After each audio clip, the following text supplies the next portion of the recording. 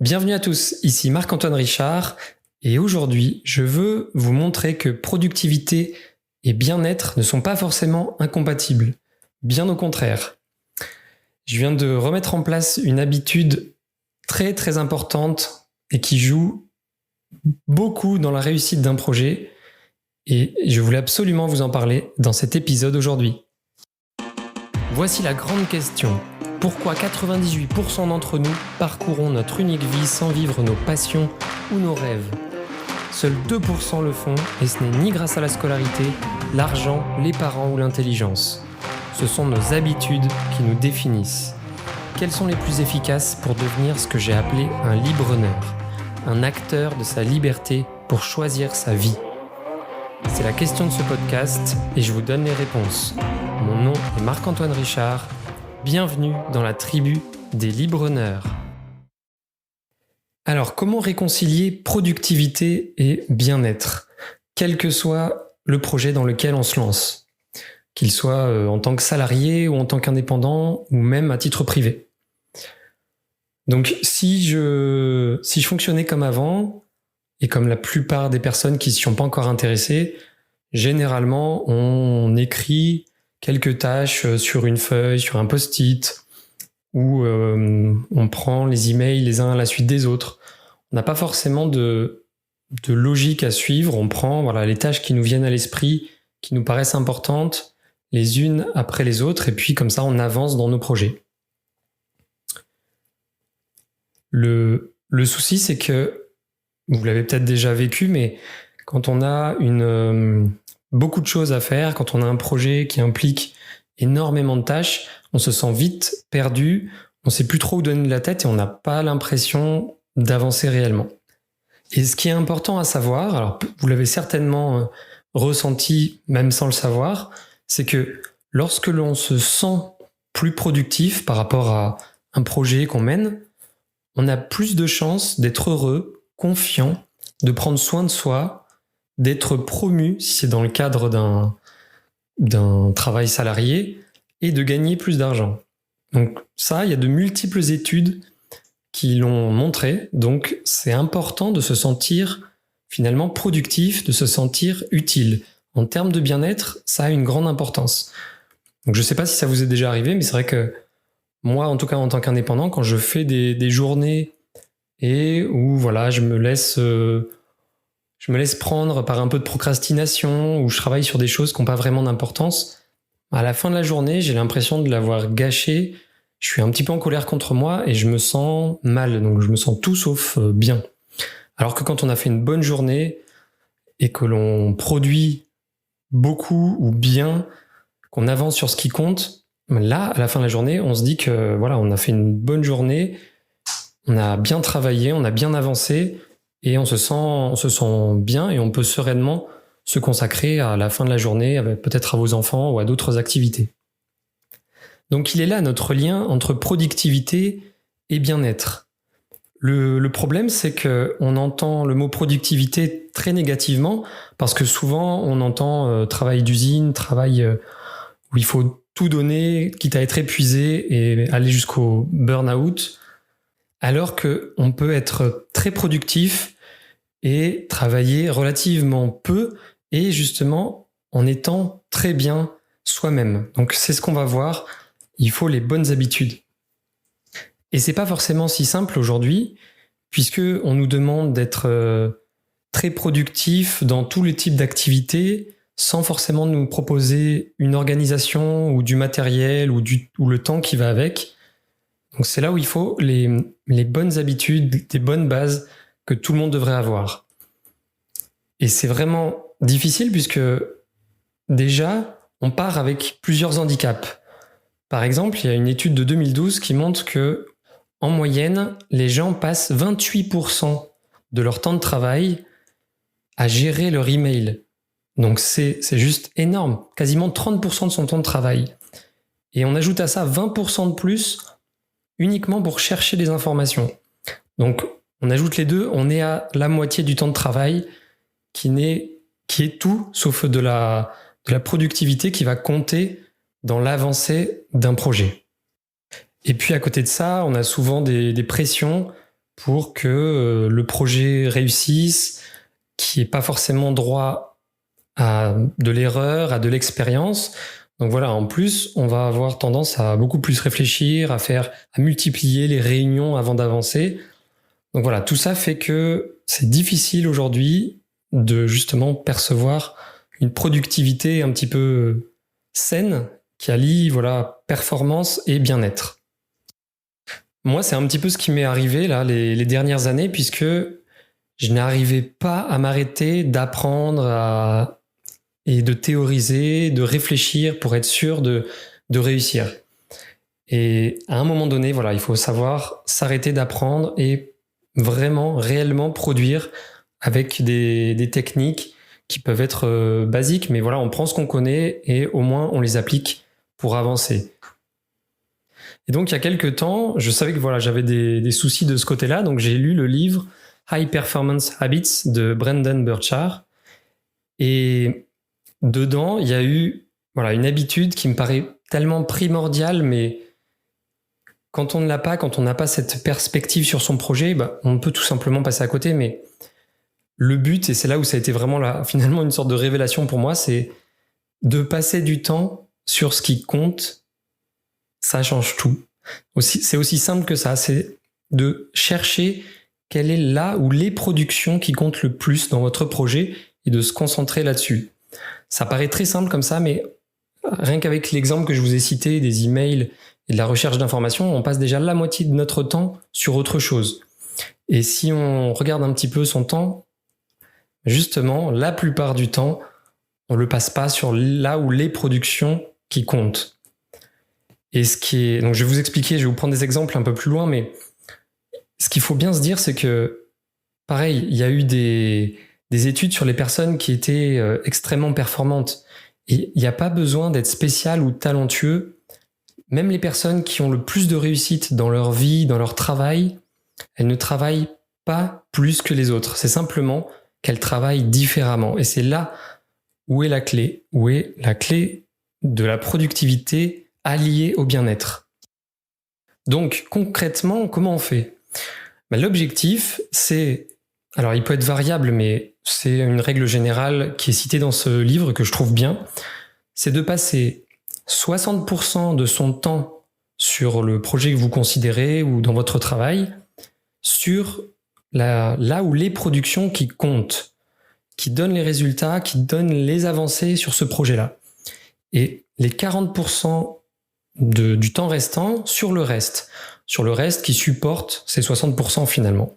Donc les 40%, ça peut être de l'administratif, la gestion des emails dont on parlait, de la recherche d'informations, ça peut être des choses comme ça. Ça va dépendre évidemment de votre activité, mais par exemple pour moi, les productions qui vont compter là dans mon projet Librepreneur où je veux vous proposer du contenu, des formations, ça va être évidemment de produire du contenu, donc là ce que je suis en train de faire avec le podcast, et de produire aussi des formations sur mon site, les créer et les mettre en ligne. Ça va être ça mes productions qui vont compter. Donc je dois passer 60% de mon temps là-dessus, et tout ce qui est gestion des réseaux, gestion des emails, design, ça doit aller dans les 40% et ça doit être que secondaire. Parce que ce qui me donnera des résultats, ce sera de faire plus d'épisodes de podcast, de faire plus de contenu pour vous.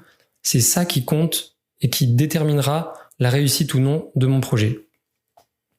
Si on prend le cas d'un sportif qui veut gagner sa vie comme ça, les productions importantes pour lui, ça va être l'entraînement et la compétition.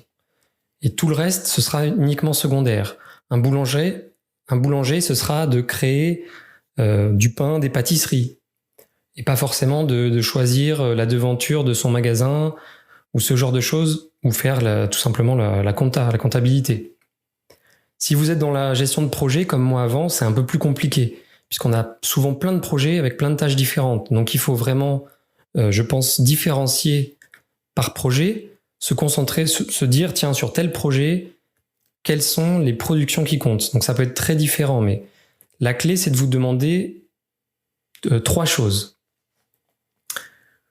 Donc sur un projet type, vous vous demandez quelles sont les productions qui comptent le plus sur ce projet. et vous les listez. Ce sera sur celle-ci que vous devrez passer au moins 60% de votre temps à bloquer dans votre agenda. Ensuite, vous vous demandez quelques trucs, quelques moments que vous pouvez arrêter pour être plus concentré sur ces 60%. Quelles sont les choses dans les 40% qui vous prennent beaucoup de temps et qui ne sont pas si nécessaires et que vous pouvez enlever. Ensuite, du coup, il faut, si vous le souhaitez, affiner le pourcentage et vous vous demandez, voilà, quel pourcentage dans ma semaine je veux allouer à ces 60% vraiment à ce qui compte. Peut-être que ce ne sera pas 60%, mais si vous allouez déjà une partie assez conséquente, ça changera déjà tout. Quand on voit 50% sur des emails et de la recherche d'informations, on peut être que meilleur en déterminant déjà un pourcentage qui est supérieur à 35-40% sur vraiment ce qui compte. Et voilà. Et ensuite, vous vous demandez, qu'est-ce que vous pouvez mettre en place pour arriver à faire ça ? Quelles sont peut-être les habitudes ou votre façon de travailler ? Peut-être qu'il y a des choses à changer. Alors peut-être que vous vous dites, oui, mais alors mesurer les pourcentages dans un projet, c'est impossible. Voilà, peut-être que ça va être difficile pour vous. Il y a d'autres personnes ou d'autres types d'activités où ça peut être facile de se rendre compte un petit peu le temps que l'on met sur telle ou telle tâche. D'autres non, voilà. Donc c'est ce que j'ai fait aujourd'hui. J'ai un petit peu affiné cette habitude en utilisant un outil pour mesurer mon temps, qui est vraiment très bien fait, qui s'appelle Toggl, Toggl, et ça permet de définir des tâches et des catégories de tâches. Alors c'est un petit peu, normalement on s'en sert pour catégoriser des projets et des clients. Moi j'ai transformé les projets en tâches et les clients en catégories de tâches. Mais en faisant ça, ça vous permet à chaque fois que vous démarrez, vous allez démarrer une tâche, vous cliquez sur le bouton lecture en fait, et ça démarre un chronomètre. Vous faites votre tâche. Donc par exemple là, je suis en train de créer un podcast, j'ai le chronomètre qui tourne, et quand j'aurai terminé, j'appuierai sur arrêter et je le catégoriserai dans création podcast, et ça ira dans la catégorie création de contenu, qui est une catégorie qui appartient à mes 60% de production qui compte. Et en fait, après, au bout d'un certain temps, immédiatement, mais au bout d'une semaine, vous pouvez commencer à regarder la section rapport et vous avez exactement le temps sur chacune de vos tâches et dans chacune des catégories. Donc comme ça, vous pouvez immédiatement vous rendre compte si vous êtes très loin de votre cible ou pas en termes de combien de pourcentage vous allouez aux productions qui comptent dans votre projet et combien vous allouez aux productions qui ne comptent pas du tout, qui vous ralentissent ou qui sont vraiment secondaires ou que l'on peut déléguer. Donc voilà, allez voir cet outil, c'est assez connu. Hein. Toggl, je crois que ça s'appelle Toggl Track maintenant, mais vous tapez Toggl sur Google, vous allez tomber dessus. La version gratuite suffit amplement pour faire ce que je vous dis là. Donc c'est vraiment un bon outil présent sur ordinateur et sur mobile. Et vous allez voir que ça va changer vos résultats du tout au tout. Si vous faisiez partie, comme la plupart des personnes, si vous faisiez partie des gens qui n'allouent que peut-être 10-15% aux productions qui comptent vraiment dans la réussite d'un projet. Ça change vraiment beaucoup de choses. Alors oui, on doit élaguer, on doit travailler de façon différente sur les 40% des tâches qui sont pas d'importance par rapport aux 60%, mais on s'y adapte très vite et on se rend compte surtout très vite des résultats. Et si vous avez du mal à mettre en place encore cette habitude-là, des 60-40, c'est peut-être un autre problème, c'est un problème de motivation plutôt que d'organisation. Ça, si vous avez tendance, même en essayant d'appliquer cette habitude, si vous avez tendance à procrastiner, à faire d'être perfectionniste, c'est un problème de motivation dans ce que vous faites. Donc c'est là où il faut aimer ce que l'on fait vraiment dans le processus. Si on s'éclate dans le processus, dans la production, dans les productions qui comptent, là votre projet va exploser. Et parfois, mais vraiment apparemment, dans de rares cas, selon l'étude que cite le livre, c'est la peur de l'échec. Mais la plupart du temps, c'est un problème de motivation. Il faut aimer faire ce qui compte, sinon ça va être compliqué de se concentrer sur ces productions-là et de pas être happé par d'autres, les activités un peu moins importantes, mais qui ont tendance à nous attirer quand on n'est pas vraiment motivé. Donc pour moi qui ai tendance à énormément réfléchir, à vouloir être perfectionniste, donc voilà, manquer de motivation ou d'avoir peur de l'échec, c'est une habitude indispensable et qui est vraiment très impactante et visible immédiatement pour moi puisque je me mets à sortir des choses et à me sentir mieux. À la fin de la journée, je suis content de ce que j'ai fait, je suis motivé, je suis de bonne humeur, j'ai hâte de rattaquer la journée suivante. Donc ça change radicalement, complètement votre façon de vivre votre travail. En tout cas pour moi, ça change radicalement tout ça et ça va changer évidemment la réussite d'un projet. Donc l'impact de notre productivité sur notre mental, sur notre bien-être est énorme et c'est là où il faut avoir une productivité saine avec ce type d'habitude en place pour vraiment travailler efficacement, pas forcément énormément, mais efficacement pour se sentir bien et réussir ses projets et petit à petit avancer vers ses objectifs de vie. Puisque oui, même si vous êtes salarié, évidemment, cette méthode peut être appliquée sur vos projets personnels. Ça marche absolument partout. Si à chaque fois vous vous posez les quelques questions que je vous ai dites, ça changera tout. Vous vous demandez, voilà, vraiment, j'attaque un projet, quel qu'il soit, quelles sont, dans ce projet-là, quelles sont les productions, les tâches qui vont compter à la fin par rapport à l'objectif que je me suis déterminé sur ce projet. C'est pas forcément financier ou un nombre, ça peut être vraiment, les objectifs peuvent être variables, mais ça, c'est à vous de les définir. Voilà, donc là, j'enregistre ce podcast, on est le 21 septembre 2020, donc je vous ferai un retour avec les pourcentages vraiment précis sur lesquels j'arrive à obtenir avec cet outil, puisque là, j'avais déterminé dans mon planning de la journée, j'avais calé les temps de production qui comptent dans ma journée, notamment le matin pour les podcasts, l'après-midi sur les formations, et simplement des petits temps en dehors de ça pour avancer sur les autres 40%. Mais là, je vais vraiment mesurer tout ça et je vous ferai un retour là-dessus. Ce sera très intéressant de voir la différence chiffrée entre ce que j'ai essayé, ce que j'ai imaginé mettre en place et ce que je mesure vraiment dans les faits chaque jour quand je travaille dessus. Voilà, donc je peux que vous encourager à tester, à essayer. Prenez l'un de vos projets, déterminez les productions qui comptent, allouez au moins 50-60% de votre temps sur ces productions-là et voilà, faites un bilan à la fin du mois et vous verrez que vous allez pouvoir réconcilier productivité et bien-être. Et surtout, n'oubliez pas, moi, ce qui m'a marqué, c'est tous les gens qui réussissent le plus, ils ont été étudiés, il y a plein de tests, d'études sur ces personnes-là. Elles ne travaillent pas plus que les autres personnes. C'est pas du temps en plus, c'est pas des talents spéciaux en plus, c'est de l'organisation et c'est des habitudes. Ce sont les habitudes qui transforment nos vies et c'est vraiment ce qui me passionne.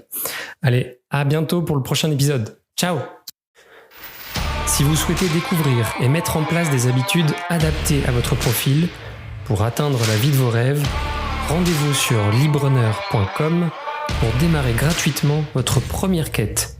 Vous serez immergé dans une histoire avec ses apprentissages, ses défis et ses récompenses.